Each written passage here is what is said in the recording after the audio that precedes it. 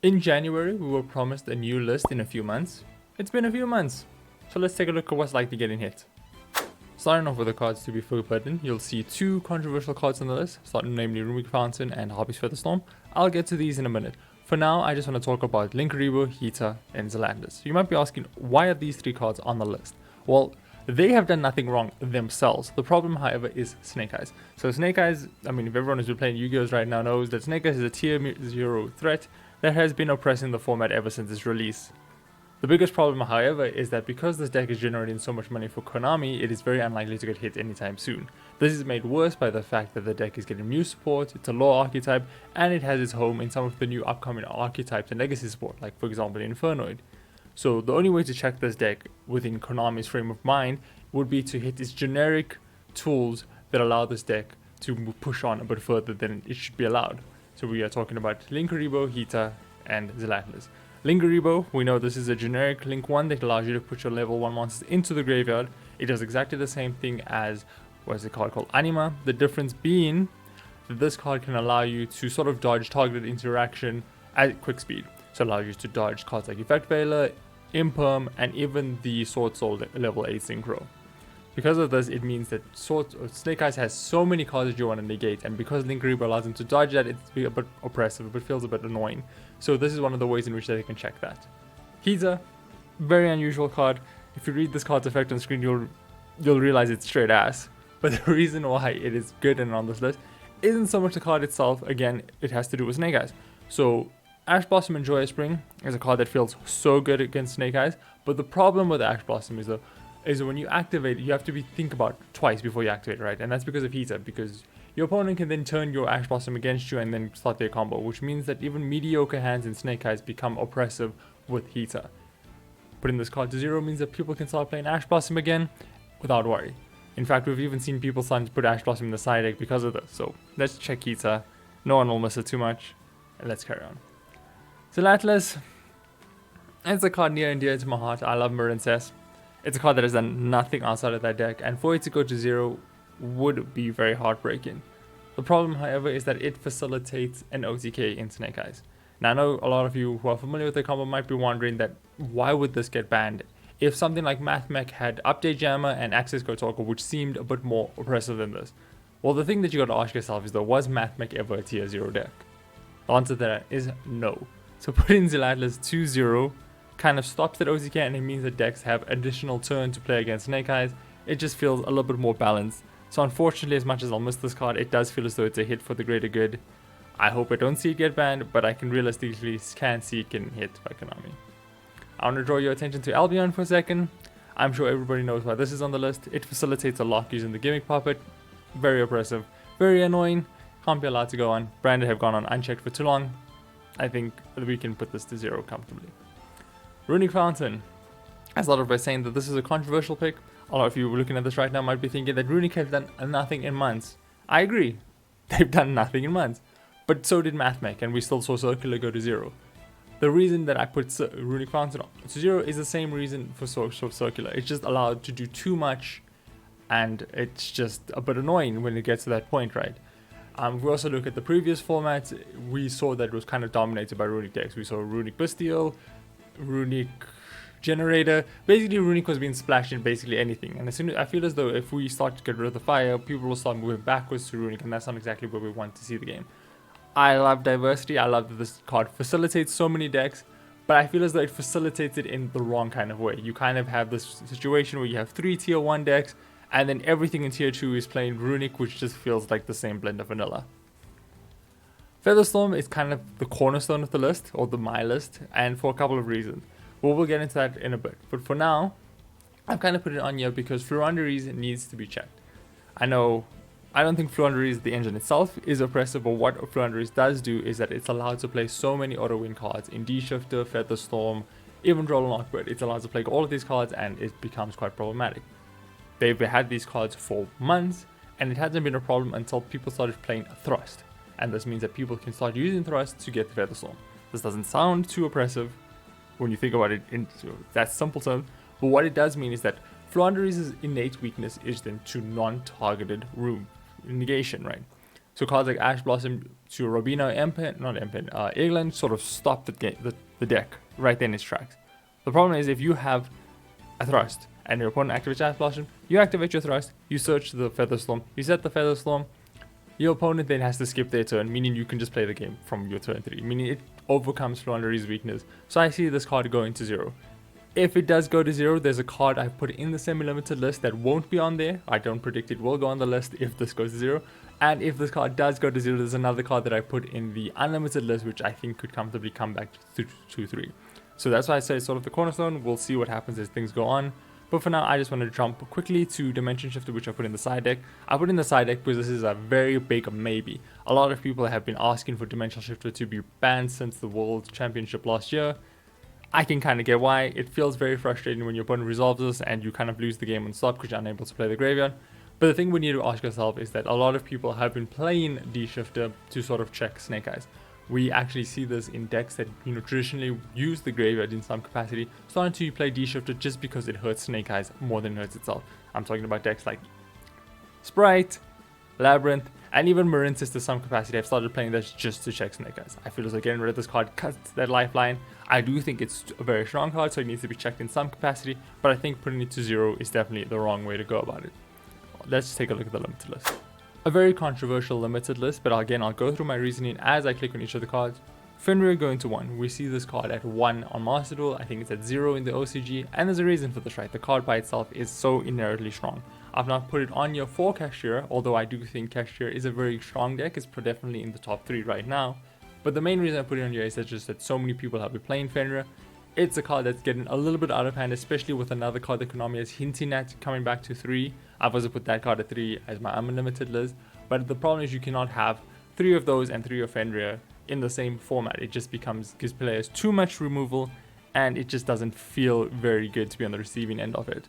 Apart from that, it also facilitates some kind of a mini game. When Fenrir hits the field, you sort of need to start thinking, are you playing against Kashtira, or are you playing against some deck that just slapped Fenrir into it? So putting this to 1 kind of takes away that mini game, and you know that if you see a Fenrir, it's very likely that you're probably playing against Kashtira. You can adjust your thinking to that. I've then put Summon Limit to 1.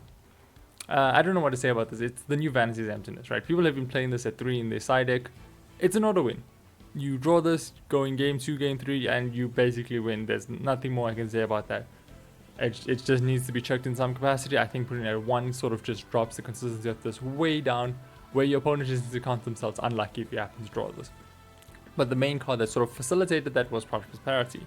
We see this card at 1 in the OCG and on Master Duel for a reason. It's just a generically good consistency tool that allows you to find anything you want.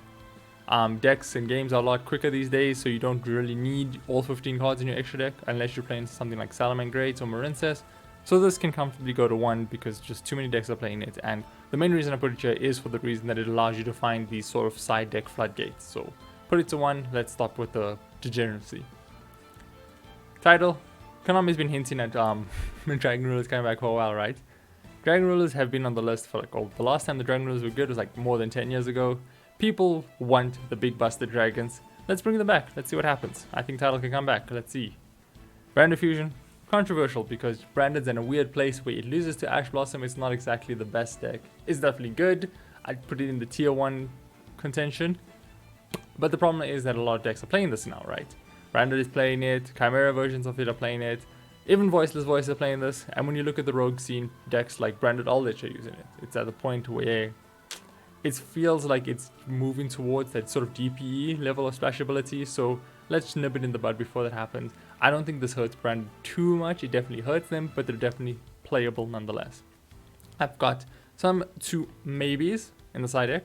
Sovereignty, I think this could come back to 1. I think in fact I can move this to 1. Because, I mean, Konami for 1 has been hinting towards the Tri-Brigade cards coming back for a while now, right? We see that with Recital Starling and all those kinds of cards. They've all been coming back slowly but surely. And the reason why Sovereignty was on the list to begin with was because you could use it to special summon a barrier statue and just lock your opponent out of the game. Barrier statues on the list. This can come back to 1. Colossus. Yeah, I want to see Colossus come back. I really do, but my biggest issue is in the TCG, Colossus has been very degenerate.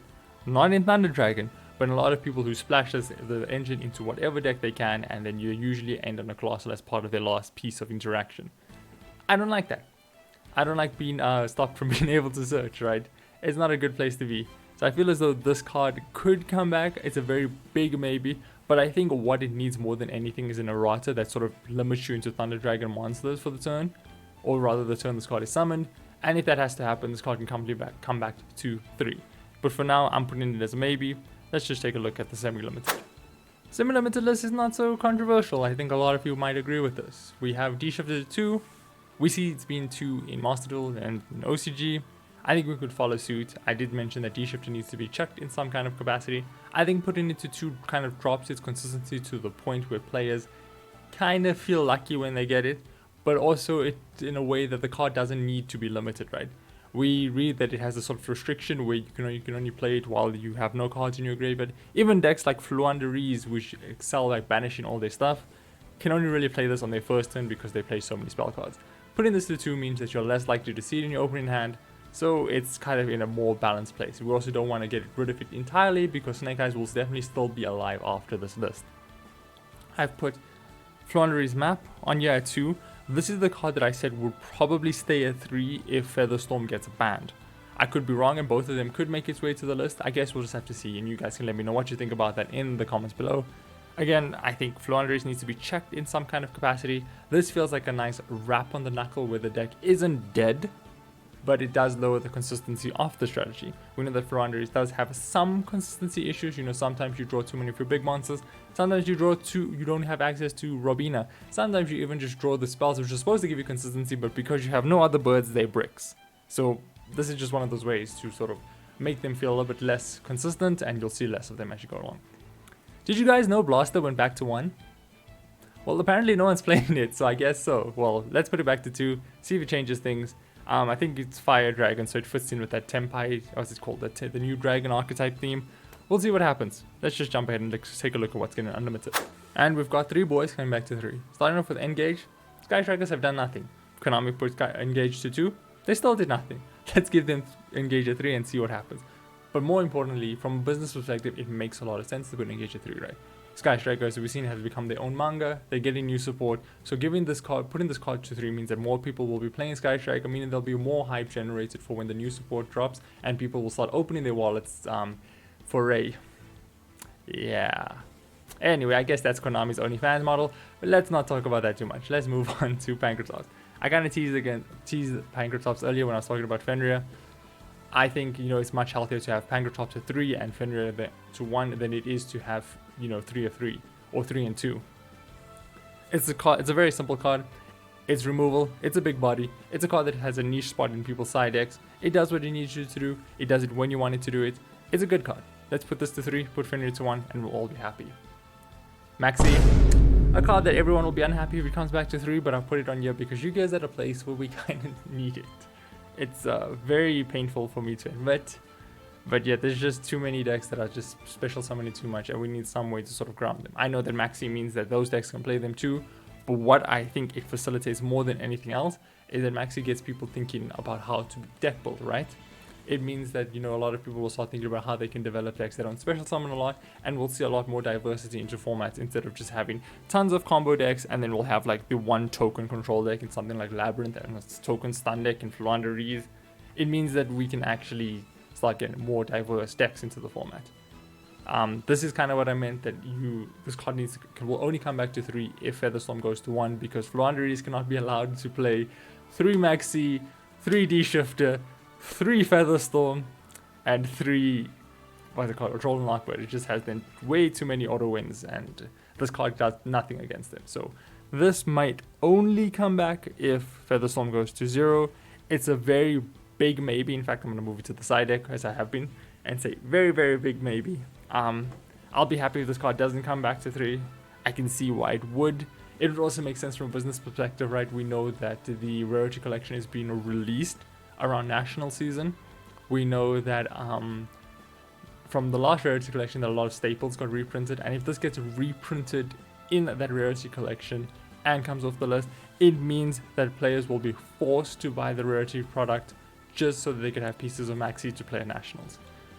Very underhanded, but we all know that's what Konami does. So yeah, that's my list, everyone. Let me know where you agree and disagree, and put your own predictions in the comments below. I think if we get enough of them before the new list drops, I can actually make another one of these videos to showcase what the community actually thinks should be banned and what shouldn't. So yeah, take care guys, and hopefully I'll see you in that video.